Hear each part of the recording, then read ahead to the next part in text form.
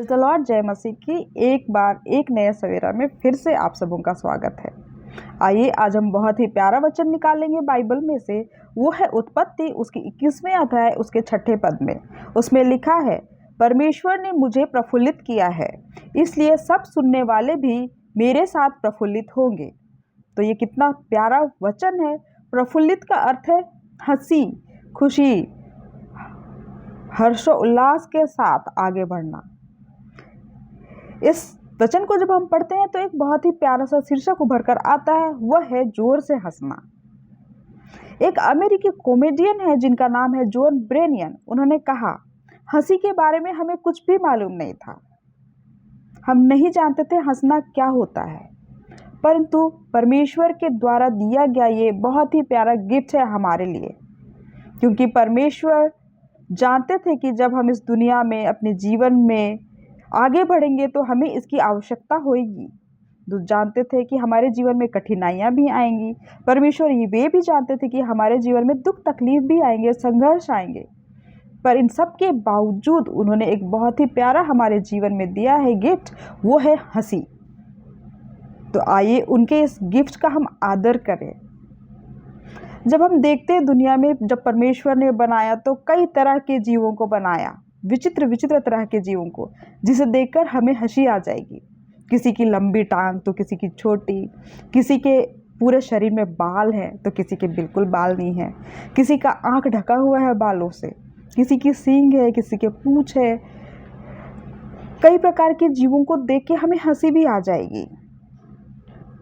और इसी तरह हम जब बाइबल में देखते हैं सारा और अब्राहम की कहानी, तो उसमें भी हंसी का दृश्य दिखाई देता है, क्योंकि ये जब 90 साल के हो गए, एक बुजुर्ग वाली अवस्था में गुजर रहे थे, तब इनके जीवन में इनको एक बेटी की आशीष मिली। और परमेश्वर ने कहा, तेरा जो निज पुत्र होगा वही तेरा वारिस होगा।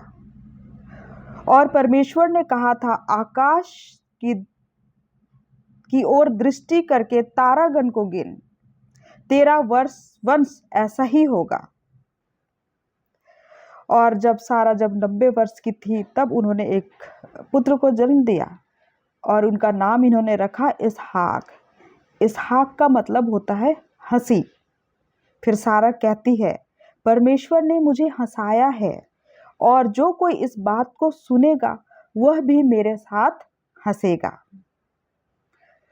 सारा को ये समझ में नहीं आ रहा था कि कैसे वो इस उम्र में भी बच्चे का अच्छी तरह से पालन पोषण कर पा रही थी।